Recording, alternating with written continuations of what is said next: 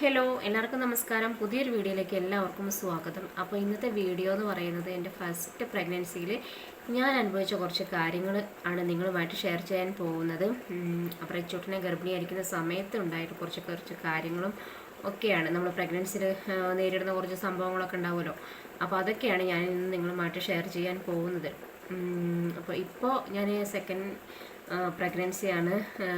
ഇപ്പോൾ എനിക്ക് 8 മാസമായി. ഇനിയിപ്പോൾ അടുത്ത ഡെലിവറിക്കുള്ള കാത്തിരിപ്പിലാണ്. അപ്പോൾ അതിൻ്റെ ടെൻഷനും ഒക്കെ ആ ഒരു ഇതിലിരിക്കുകയാണ് ഇപ്പോൾ. അപ്പോൾ ഇന്നത്തെ ഒരു അനുഭവം എന്ന് പറയുന്നത് ഈ ഒരു ഫസ്റ്റ് പ്രഗ്നൻസി ആയിട്ട് ബന്ധപ്പെട്ടിട്ടുള്ള കുറച്ച് കാര്യങ്ങളാണ് കേട്ടോ.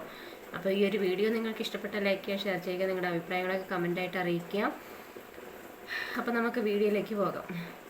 അപ്പോൾ ഞങ്ങൾ കല്യാണം കഴിഞ്ഞിട്ട് 3-ാമത്തെ മാസമാണ് ഞാൻ പ്രഗ്നൻ്റ് ആയത് കേട്ടോ. പിന്നെ കല്യാണം കഴിഞ്ഞതെന്ന് വെച്ചിട്ടുണ്ടെങ്കിൽ ഞങ്ങൾ ലവ് മാരേജ് ആയിരുന്നു. ഏട്ടൻ്റെ വീട്ടിൽ ശക്തമായ എതിർപ്പായിരുന്നു. അപ്പോൾ എൻ്റെ വീട്ടുകാരെ സപ്പോർട്ട് ഉണ്ടായിരുന്നു. ഏട്ടൻ്റെ വീട്ടിൽ ശക്തമായ എതിർപ്പായിരുന്നു. ആരും സമ്മതിച്ചിട്ടുണ്ടായിരുന്നില്ല. പിന്നെ ഞങ്ങളുടെ ഈ ബന്ധം അറിഞ്ഞത് മുതൽക്ക് തന്നെ ഏട്ടനെ ഇവിടെ നിന്ന് നാട് കടത്തി. എൻ്റെ വീടിനോട് തൊട്ടടുത്ത് തന്നെയാണ് ഏട്ടൻ്റെ വീടുണ്ടായിരുന്നത്. അപ്പോൾ ഞങ്ങളുടെ ഈ ബന്ധം അറിഞ്ഞത് മുതൽക്ക് ഏട്ടൻ ഇവിടെ നിന്ന് നാട് കടത്തി. അങ്ങനെ ഏട്ടൻ കോയമ്പത്തൂരായിരുന്നു.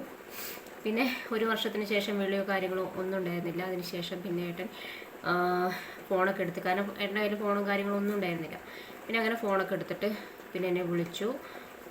ഫോണൊക്കെ വാങ്ങിച്ചിട്ട് വിളിച്ച് കഴിഞ്ഞിട്ട് പിന്നെ വീണ്ടും നമ്മൾ ആ ഒരു ബന്ധം സ്റ്റാർട്ട് ചെയ്ത്. അങ്ങനെ നമ്മൾ ആരും അറിയാതെ, അപ്പോഴും അവർക്കറിയാം പിന്നെ വിളിക്കുന്നുണ്ട്. ഓരോ തവണ വിളിക്കുമ്പോഴും അവർ ഇത് അറിഞ്ഞിട്ട് സംഭവം അറിഞ്ഞിട്ട് എൻ്റെ കയ്യിൽ നിന്ന് ഫോണൊക്കെ വാങ്ങി വെച്ച് ഫോണൊക്കെ എറിഞ്ഞൊടിച്ച് വീണ്ടും ഇതാക്കി. അങ്ങനെ പല തവണ ഫോണുകൾ കുറേ 2-3 ഫോൺ അങ്ങനെ വാങ്ങി വെച്ചിട്ട് ഇതാക്കിയിട്ട് പിന്നെ ഏട്ടൻ ഫോണ് പുതിയ ഫോൺ വാങ്ങിക്കും. എന്നിട്ട് വീണ്ടും എന്നെ വിളിക്കും. അങ്ങനെയൊക്കെ ആയിരുന്നു. അതൊക്കെ ഒരു ലവ് സ്റ്റോറിയാണ്. അത് ഞാൻ വേറൊരു വീഡിയോയിൽ പറയാം. ഇപ്പോൾ നമുക്കിവിടെ പ്രഗ്നൻസിയുമായിട്ട് ബന്ധപ്പെട്ടുള്ള കാര്യങ്ങളല്ലേ. അപ്പോൾ ആ ഒരു കഥയിലേക്ക് പോകാം കേട്ടോ. അപ്പോൾ എന്താണെന്ന് വെച്ചിട്ടുണ്ടെങ്കിൽ ഞാനിപ്പോൾ പിന്നെ കല്യാണം കഴിഞ്ഞിട്ട് ഞങ്ങൾ നേരെ പോയത് കോയമ്പത്തൂരിലേക്കാണ്. കാരണം കല്യാണം കഴിഞ്ഞത് എന്ന് വെച്ചാൽ എൻ്റെ വീട്ടുകാരെ സപ്പോർട്ടോട് കൂടിയിട്ട് മാത്രമായിരുന്നു ഞങ്ങൾ കല്യാണം കഴിച്ചത്. അവരുടെ ഫാമിലി ഉണ്ടായിരുന്നില്ല. അപ്പോൾ അങ്ങനെ ഞങ്ങൾ നേരെ കോയമ്പത്തൂർ ഒരു വീട് റെഡിയാക്കിയിട്ടുണ്ടായിരുന്നു. അങ്ങോട്ട് പോയി. പിന്നെ കല്യാണം കഴിഞ്ഞ് 3 മാസമായപ്പോൾ 3-ാമത്തെ മാസമായപ്പോൾ ഞാൻ പ്രഗ്നൻ്റ് ആയി. അതിനുശേഷം പിന്നെ തമിഴ്നാട്ടിൽ നിൽക്കാൻ പറ്റില്ലല്ലോ.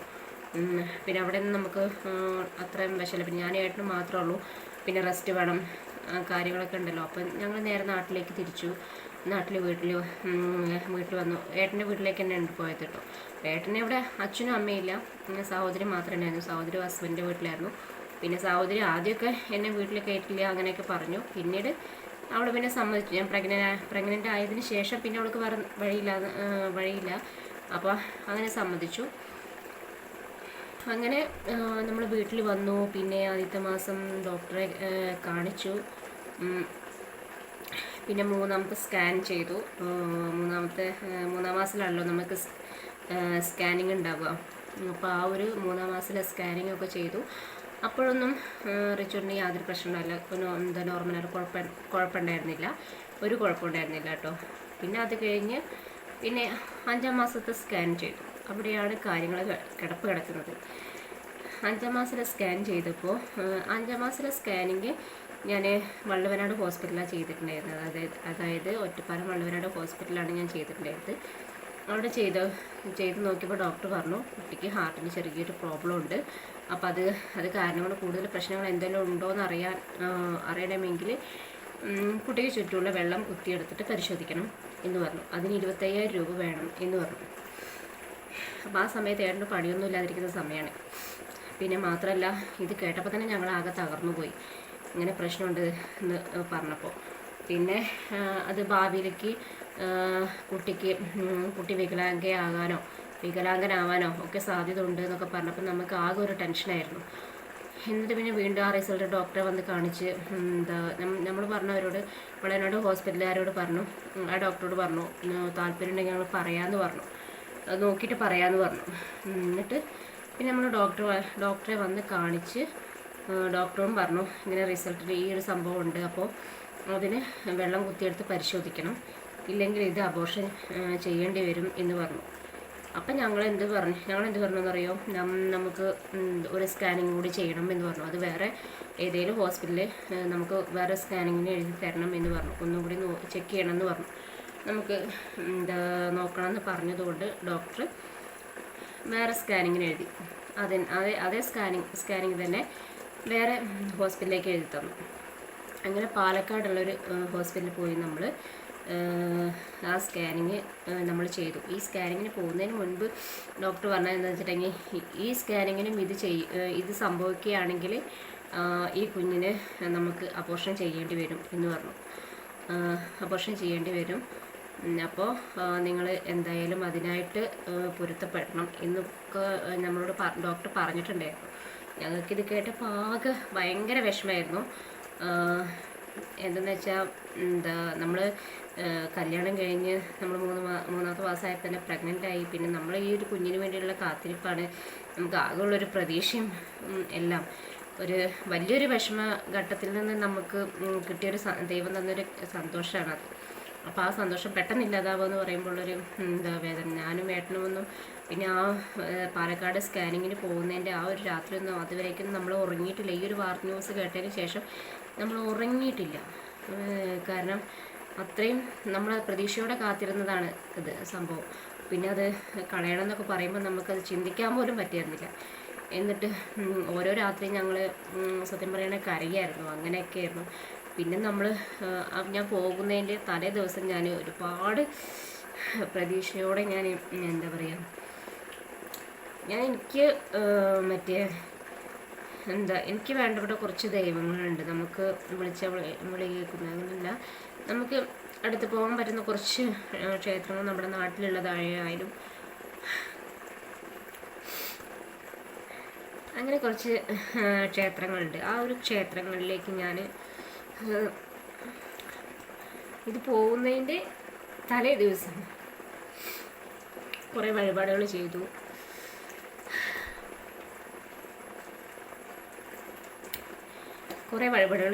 പിന്നെ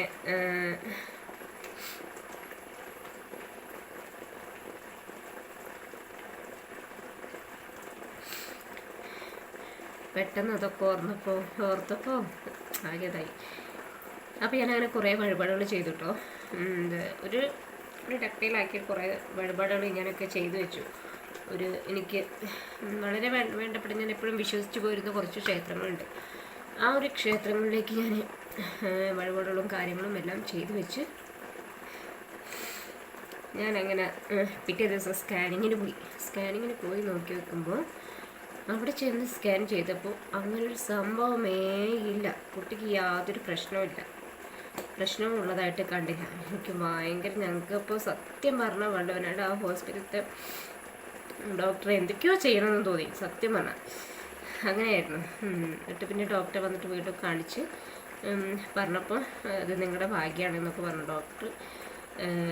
അപ്പോൾ എങ്കിലും ശ്രദ്ധിക്കണം എന്ന് പറഞ്ഞു. എന്നാലും നമുക്ക് ഇതിങ്ങനെ ഇവിടെ ടെസ്റ്റ് ചെയ്തപ്പോൾ അങ്ങനെ ഇല്ലയെന്ന് പറയുമ്പോൾ നമുക്ക് സമാധാനം ഉണ്ടെങ്കിലും വണ്ടവനാട് ഹോസ്പിറ്റലിൽ നിന്ന് ഇങ്ങനെ പറയുമ്പോൾ നമുക്കുള്ളിൽ ചെറിയൊരു ആശങ്കയൊക്കെ ഉണ്ടായിരുന്നു. പക്ഷെ നമ്മളത് സീരിയസ് ആയിട്ട് ദൈവം നമ്മുടെ കൂടെ ഉണ്ടാവും എന്നുള്ളൊരു ഉറച്ച വിശ്വാസത്തോടു കൂടിയിട്ട് തന്നെ ഞങ്ങൾ കാത്തിരുന്നു ഞങ്ങളുടെ റിച്ചൂട്ടിന് വേണ്ടിയിട്ട്. അങ്ങനെ പിന്നെ അങ്ങനെ 7-ാം മാസം കഴിഞ്ഞു. 8-ാം മാസം ആയപ്പോഴത്തേന് ഈ ഡോക്ടർ പിറ്റത്തെ മാസം ഹോസ്പിറ്റലിലേക്ക് പോകണമെന്ന് പറഞ്ഞതാണ്, ചെല്ലാൻ പറഞ്ഞതാണ്. അപ്പോഴേക്ക് 8-ാം മാസത്തിൽ നമുക്ക് പോകേണ്ട ഡേറ്റ് ആയപ്പോഴേക്ക് ഈ ഡോക്ടർ എന്തോ കാരണവശാലേ അതൊന്നും നമ്മൾക്കറിയില്ല, അവിടുന്ന് ട്രാൻസ്ഫർ ആയിപ്പോയി. എന്താണെന്നറിയില്ല, അവിടുന്ന് ട്രാൻസ്ഫർ ആയിപ്പോയി. നമ്മൾ ഹോസ്പിറ്റലിലേക്ക് പോകാൻ നോക്കിയപ്പോഴാണ് അവിടുന്ന് പോയി എന്ന് പറഞ്ഞു. ഒറ്റപ്പാലം ഗവൺമെൻറ് ഹോസ്പിറ്റൽ ജയരാജ് ഡോക്ടറായിരുന്നു കേട്ടോ ആ ഡോക്ടർ. അപ്പോൾ അവിടുന്ന് ട്രാൻസ്ഫർ ആയിപ്പോയി. പിന്നെ ഏത് ഡോക്ടറെ കാണിക്കും, കുറേ ഡോക്ടർമാരെയൊക്കെ നമ്മൾ നോക്കി. അപ്പോൾ പിന്നെ എല്ലാവരും പറഞ്ഞു തൃശ്ശൂർ മെഡിക്കൽ കോളേജിലേക്കാണ് നമുക്ക് പോകാം എന്നുള്ളത് പറഞ്ഞു. അങ്ങനെ പിന്നെ ഞാൻ 8-ാം മാസത്തിൽ പിന്നെ ഒരു ഡോക്ടറെ അടുത്തേക്കും പോയില്ല, 9-ാം മാസത്തിലും ഒരു ഡോക്ടറെ അടുത്തേക്കും പോയില്ല. പിന്നെ സ്കാനിങ് ചെയ്തില്ല. പിന്നെ സ്കാനിങ് ചെയ്യാൻ എനിക്ക് പേടിയായിരുന്നു.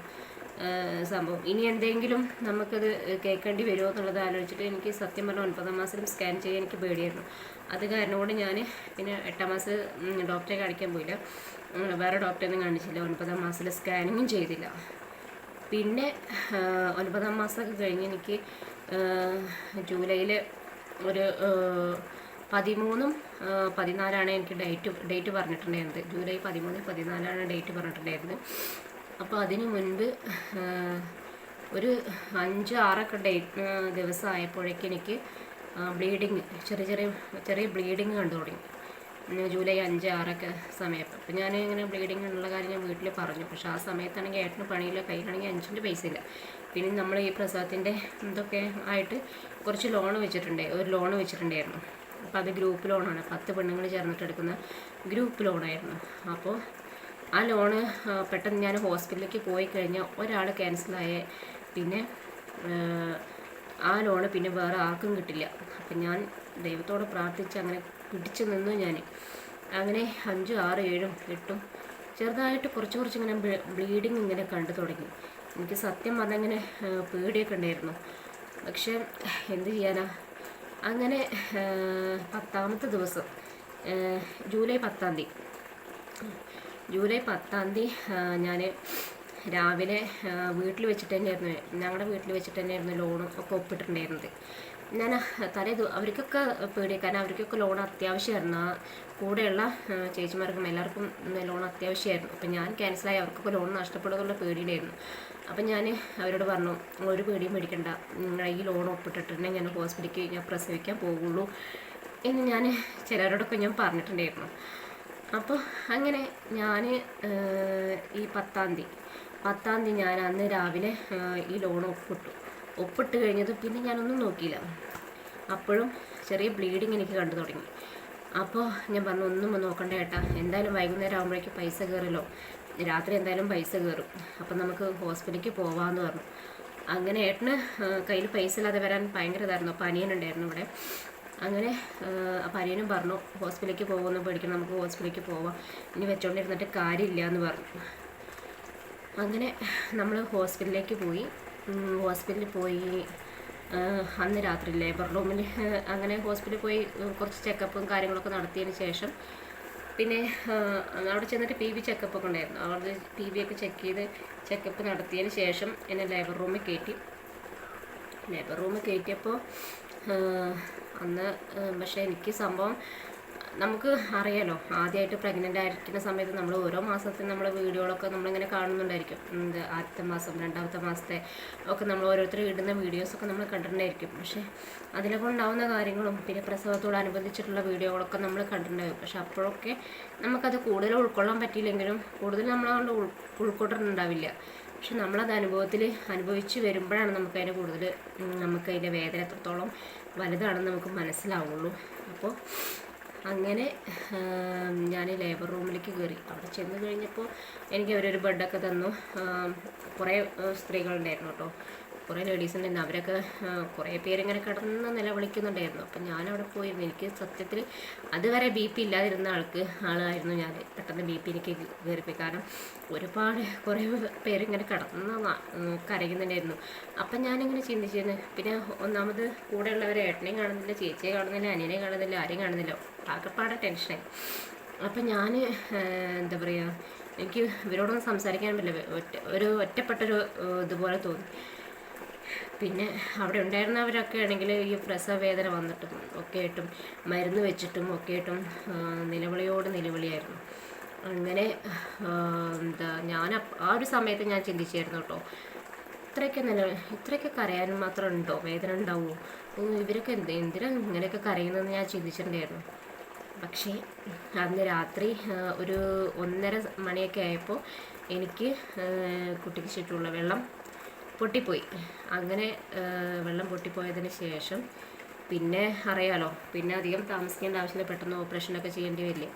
എന്നിട്ട് അവർ തൃശ്ശൂർ മെഡിക്കൽ കോളേജുകാർ അവർ എന്താ പറയുക, സുഖപ്രസവമാക്കാൻ വേണ്ടിയിട്ട് അവർ മരുന്ന് വെച്ചു. ഒരു 5 മണിയൊക്കെ ആയപ്പോഴാണ് വന്നിട്ട് മരുന്ന് വെച്ചത്. അതുവരേക്ക് അവർക്ക് എന്തൊക്കെ കാര്യങ്ങളൊക്കെ ഉണ്ടായിരുന്നു. അതൊക്കെ ചെക്ക് ചെയ്ത് തന്നെ ചെക്കപ്പും കാര്യങ്ങളൊക്കെ ചെയ്ത് കുറേ പേപ്പറിലൊക്കെ ഒപ്പിടാനും കാര്യങ്ങളൊക്കെ ഉണ്ടായിരുന്നു. അതൊക്കെ കഴിഞ്ഞ് വന്ന് അവർ മരുന്ന് വെച്ചതിന് ശേഷം ഒരു അരമണിക്കൂർ കഴിഞ്ഞപ്പോൾ ഇങ്ങനെ പതിയെ വേദന തുടങ്ങി. പിന്നെ എനിക്ക് നിൽക്കാനും വയ്യ, ഇരിക്കാനും വയ്യ. ഇതാണെങ്കിൽ വെള്ളം ഇങ്ങനെ പോയിക്കൊണ്ടിരിക്കുന്നു. നമുക്ക് ഈ സംഭവം എന്താ പറയുക, ഒരു ജാതി അവസ്ഥ. നമ്മൾ ഇത് പറഞ്ഞാൽ മനസ്സിലാവില്ല, അങ്ങനത്തെ ഒരു ഇതായിരുന്നു. അപ്പോൾ അങ്ങനത്തെ ഒരു സിറ്റുവേഷനായിരുന്നു. അവർ തന്നെ വന്നിട്ട് ബെഡും ഇതൊക്കെ ക്ലീൻ ചെയ്ത് പിന്നെ വേറെ ഷീറ്റും കാര്യങ്ങളും എല്ലാം അവർ തന്നു. എങ്കിലും പിന്നെയും നമുക്കിതിങ്ങനെ പോയിക്കൊണ്ടേയിരിക്കുക, വെള്ളം ഇങ്ങനെ പോയിക്കൊണ്ടേയിരിക്കുകയാണ്. അത് നിൽക്കുന്നില്ല. 7 മണിയായിട്ടോ 8 മണിയായിട്ടോ ഒന്നും നിൽക്കുന്നില്ല, പോയിക്കൊണ്ടേയിരിക്കുക. 1:30 മണി മുതൽ തുടങ്ങിയ സംഭവം. എന്നിട്ട് പിന്നെ അതൊക്കെ കഴിഞ്ഞിട്ട് എനിക്കൊരു 7:30 ആയപ്പോൾ എനിക്ക് ഫുഡ് കൊണ്ടു തന്നു. എനിക്കാണെങ്കിൽ വേദന കാരണം എനിക്ക് നിൽക്കാനും വയ്യ, ഇരിക്കാനും വയ്യ, അങ്ങനത്തെ ഒരു അവസ്ഥ. അപ്പോൾ ഈ മരുന്ന് വയ്ക്കുക കാരണം കൊണ്ട് വേദന അടങ്ങിയിരിക്കണം. അപ്പോൾ ഭക്ഷണം കഴിക്കാനൊന്നും എനിക്ക് വയ്യ. എന്നിട്ട് ഞാൻ ഒരു പൊട്ട് ഇഡ്ഡലി മാത്രം ഞാൻ കഴിച്ചിട്ടോ. പിന്നെ എനിക്കൊന്നും കഴിക്കാൻ പറ്റുന്നില്ല. അങ്ങനെ ഞാനത് അടച്ചു വെച്ചു. പിന്നെ ഞാനൊരു 2 മണി വരെ ഞാൻ ആ വേദന കടന്നനുഭവിച്ചു. 2 മണി വരെ ഒരു 2 മണി വരെ ഏകദേശം കടന്ന് ഞാൻ അനുഭവിച്ചിരുന്നു. അതിന് ശേഷം അവരിങ്ങനെ എൻ്റെ കുട്ടിയുടെ ഹാർട്ട് ബീറ്റ്സും കാര്യങ്ങളൊക്കെ ഇങ്ങനെ ചെക്ക് ചെയ്യുന്നുണ്ട്. വന്നിട്ട് ഇടയ്ക്കിടയ്ക്ക് PV ചെക്കിങ് നടത്തുന്നുണ്ട്. ഇതൊക്കെയും ചെയ്യുന്നുണ്ട്. ഞാൻ ഈ വേദന എടുത്ത് കടന്ന് പൊളയുമ്പോൾ ഓരോരുത്തരുടെ കയ്യിൽ ഗ്ലൗസും കാര്യങ്ങളൊക്കെ എടുത്ത് ഇങ്ങനെ വരുന്നുണ്ട്. അപ്പോൾ തന്നെ എൻ്റെ BP കയറുകയാണ്. എനിക്ക് പേടിയാവുകയാണ്. കാരണം അറിയാലോ PV ചെക്കിങ് എത്രത്തോളം വേദന ഉണ്ടാവും എന്നുള്ളത്. അപ്പോൾ എന്നിട്ട് പിന്നെ അതൊക്കെ കഴിഞ്ഞിട്ട് കുറച്ച് കഴിഞ്ഞപ്പോൾ ഞാൻ കിടന്ന നിലവിളിക്കുക. ഇപ്പോൾ ആദ്യം ഞാൻ വന്ന് കയറുമ്പോൾ കുറേ പെൺകുട്ടികളിങ്ങനെ നിലവിളിച്ചായിരുന്നു. അമ്മോ അയ്യോ എന്നൊക്കെ പറഞ്ഞിങ്ങനെ നിലവിളിച്ചിരുന്നു. ആ സമയത്ത് ഞാൻ അത് നിസ്സാരമായിട്ട് കണ്ടിരുന്നു. സ്വന്തം അനുഭവത്തിൽ വരുമ്പോഴാണ് നമുക്ക് അതിൻ്റെ വേദന എത്രത്തോളം വരുന്നതാണെന്ന് മനസ്സിലാകും. അവർ കിടന്ന് നിലവിളിച്ച് അതിനേക്കാൾ മീതെയായിരുന്നു ഞാൻ കിടന്ന് നിലവിളിച്ചിട്ടുണ്ടായിരുന്നത്. അങ്ങനെ ഞാനും ഇതേപോലെ കിടന്ന് നിലവിളിച്ച് കുറേ കഴിഞ്ഞപ്പോൾ കുറച്ച് നേഴ്സും കാര്യങ്ങളൊക്കെ വന്നിട്ട് എന്നോട് പറഞ്ഞു ഓപ്പറേഷന് കൊണ്ടുപോവാണ് പറഞ്ഞു. അപ്പം ഞാൻ പറഞ്ഞു എന്തെങ്കിലും വേഗം ചെയ്യുക, എനിക്ക് വേറെ സഹിക്കാൻ വയ്യ, എവിടേക്കെങ്കിലും കൊണ്ടുപോകുമെന്ന് പറഞ്ഞിട്ട് ഞാൻ നിലവിളിച്ചു. എന്നിട്ട് പിന്നെ ഓപ്പറേഷന് പോയിട്ട് ഓപ്പറേഷൻ ചെയ്ത് ഇതിനിടയ്ക്ക് ഞാനൊരു സംഭവം വിട്ടുപോയിരുന്നു കേട്ടോ. അതാണ് ഞാനിങ്ങനെ ഓർത്തത്. കാരണം വെച്ചിട്ടുണ്ടെങ്കിൽ അവിടുന്ന് എനിക്ക് 9ാം മാസത്തിലെ സ്കാനിങ് ഞാൻ ഈ ലേബർ റൂമിലേക്ക് കയറ്റി അന്ന് രാത്രി എനിക്ക് സ്കാൻ ചെയ്തിട്ടുണ്ടായിരുന്നു കേട്ടോ. അവിടെ ഇങ്ങനെ ഈ വെള്ളുവനാട് ഹോസ്പിറ്റലിൽ പറഞ്ഞ ഒരു പ്രശ്നം, കുട്ടിക്ക് ഹാർട്ടിന് പ്രശ്നമുണ്ടെന്നുള്ള കാര്യം അവിടെയും ഇത് പറഞ്ഞിട്ടുണ്ടായിരുന്നില്ല കേട്ടോ. ആ ഒരു സ്കാനിങ്ങിൽ അവർ അങ്ങനത്തെ സംഭവം കണ്ടിട്ടുണ്ടായിരുന്നില്ല. പിന്നെ ഓപ്പറേഷൻ തിയേറ്ററിൽ കയറ്റി അങ്ങനെ അനസ്തേഷ്യ കുത്തിവയ്ക്കുന്ന സംഭവത്തിലേക്ക് കടന്നു. ഡോക്ടർ പറഞ്ഞു ഒരു 5 നിമിഷത്തെ കാര്യമുള്ളൂ കേട്ടോ എന്ന് പറഞ്ഞു. ഈ വേദന ഒരു 5 നിമിഷം ഉണ്ടാവുള്ളൂ എന്ന് പറഞ്ഞു. അപ്പയ്ക്ക് ആശ്വാസമായി. എന്തെങ്കിലും ഒന്ന് വേഗം ചെയ്യുന്നൊക്കെ പറഞ്ഞ് എനിക്ക് വേദന സഹിക്കാൻ വയ്യാന്ന് പറഞ്ഞു. എന്നിട്ട് അനസ്തേഷ്യ കുത്തിവെച്ച് നമ്മളെങ്ങനെ മടക്കി ഇതാക്കി നമ്മൾ ആ ഒരു സൂചി കുത്തുമ്പോൾ ഭയങ്കരമായിട്ട് വേദന ഉണ്ടായിരുന്നു. അത് കഴിഞ്ഞപ്പോൾ പിന്നെ എനിക്ക് ഒന്നും ഓർമ്മ, ഞാൻ അങ്ങനെ മയക്കത്തിലേക്ക് പോയി. പിന്നെ ഞാൻ എപ്പോഴും ഉണർന്നപ്പോൾ എന്നോട് പറഞ്ഞു രാജേശ്വരി പ്രസവിച്ചു വിട്ടോ എന്ന് പറഞ്ഞു, കുട്ടീനെ എടുത്തു വിട്ടോ എന്ന് പറഞ്ഞു. അപ്പോൾ എനിക്കത് കേട്ടത് എനിക്ക് ഓർമ്മയുണ്ട്. പിന്നെ കുട്ടിയുടെ കരച്ചിൽ കേട്ടോ എന്ന് ചോദിച്ചു. അപ്പോൾ ഇല്ലയെന്ന് പറഞ്ഞു. അപ്പോഴേക്കും കുട്ടി കരയുകയും ചെയ്തു. പിന്നെ അങ്ങനെ കുട്ടീനെ വേഗം അവർ ICUവിലേക്ക് മാറ്റി എന്നെയും. പിന്നെ അതൊക്കെ കഴിഞ്ഞിട്ട് ICUവിലേക്ക് മാറ്റി. കുട്ടിക്ക് യാതൊരുവിധ കുഴപ്പങ്ങളും ഉണ്ടായിരുന്നില്ല. തൂക്കം കുറച്ച് കുറവായിരുന്നെങ്കിലും കുട്ടിക്ക് യാതൊരുവിധ കുഴപ്പങ്ങളോ കാര്യങ്ങളോ ഒന്നും ഉണ്ടായിരുന്നില്ല. എൻ്റെ റിച്ചൂട്ടൻ വളരെ നല്ലൊരു ബേബി ആയിരുന്നു. അവന് ഇപ്പോൾ ഉണ്ടല്ലേ, നിങ്ങൾ വീഡിയോയിലൊക്കെ കണ്ടിട്ടുണ്ടായിരിക്കും, ഭയങ്കര ഉഷാറാണ്. ഈ വെള്ളവരുടെ ഹോസ്പിറ്റലിൽ പറഞ്ഞ അങ്ങനത്തെ ഒരു സംഭവമേ അങ്ങനെ ഉണ്ടായിരുന്നില്ല. നമ്മൾ എത്രത്തോളം ടെൻഷൻ അടിച്ചു എന്നറിയോ. അങ്ങനെ ഒരുപാട് ടെൻഷൻ അടിക്കും, ഉറക്കമില്ലാതെ കടന്നിട്ടുണ്ട് ചില രാത്രികളൊക്കെ. വെള്ളവരുടെ ഹോസ്പിറ്റലുകാർ അങ്ങനത്തെ ഒരു സംഭവം പറഞ്ഞതിന് ശേഷം ഇപ്പം ഞാൻ 2ാമത് പ്രഗ്നൻ്റാണ്. അതിന് ശേഷം ഞാൻ വെള്ളവരുടെ ഹോസ്പിറ്റലിലേക്ക് ഈ ഒരു പ്രഗ്നൻസിയിൽ ഒരു സ്കാനിങ് എടുക്കാനും ഞാൻ അങ്ങോട്ട് പോയിട്ടില്ല. ഇപ്പം എനിക്ക് 8ാം മാസമായി. ഇനിയിപ്പോൾ അടുത്ത 9ാം മാസം സ്കാനിങ്ങാണ്.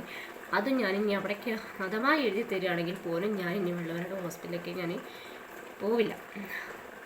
അതാണ്. അപ്പം ഇതുപോലൊരു അവസ്ഥ ആർക്കും വരരുത്. കാരണം വെച്ചിട്ടുണ്ടെങ്കിൽ നമ്മൾ അത്രമാത്രം നമ്മൾ ടെൻഷൻ അടിച്ചിട്ടുണ്ട്. കുട്ടി ഇങ്ങനെ പ്രശ്നങ്ങളുണ്ടാവും, ഭാവിയിൽ അത് പ്രശ്നമാവും, അതുകൊണ്ട് ആ പ്രശ്നം ചെയ്യേണ്ടി വരും എന്നൊക്കെ പറയുമ്പോൾ നമ്മൾ സ്വാഭാവികമായിട്ടും നമുക്ക് ടെൻഷനാവും, പേടിയാവും നമുക്ക്. അപ്പോൾ അതൊക്കെ നമ്മൾ അതിജീവിച്ച് ഇപ്പോൾ അതിൻ്റെ റിച്ചൂട്ടൻ ഇപ്പോൾ ഉറങ്ങുകയാണ്. ഒരു കുഴപ്പമില്ല അവന് ഒരു കുഴപ്പമില്ലാതെ അവൻ ഉഷാറായിട്ട് അവൻ ഓടിച്ചാടി നടക്കുന്നുണ്ട്. നല്ല വികൃതിയാണ്. അങ്ങനെ ഒരു കുഴപ്പമില്ല എൻ്റെ കുട്ടിക്ക്. ഇനി അടുത്ത ഡെലിവറിക്കായിട്ടുള്ള കാത്തിരിപ്പിലാണ് ഞാൻ. അതിലും നിങ്ങളുടെയൊക്കെ പ്രാർത്ഥനകൾ ഉണ്ടായിരിക്കണം. അപ്പോൾ ഇത്രയേ ഉള്ളൂ കേട്ടോ ഈ ഒരു വീഡിയോ. ഈ വീഡിയോ നിങ്ങൾക്ക് ഇഷ്ടപ്പെട്ടാൽ ലൈക്ക് ചെയ്യുക, ഷെയർ ചെയ്യുക, നിങ്ങളുടെ അഭിപ്രായങ്ങളൊക്കെ കമൻ്റായിട്ട് അറിയിക്കുക. പ്രഗ്നൻസിയുടെ അടുത്ത സ്റ്റോറിയായിട്ട് ഞാൻ വരും. അപ്പോൾ ഈ വീഡിയോ നിങ്ങൾ സ്കിപ്പ് ചെയ്യാതെ കാണുക. പിന്നെ അടുത്ത വീഡിയോ പ്രഗ്നൻസി സ്റ്റോറിയുടെ അടുത്ത വീഡിയോ ഞാൻ ഇടുന്നതായിരിക്കും. അപ്പോൾ അതും കണ്ട് സപ്പോർട്ട് ചെയ്യുക.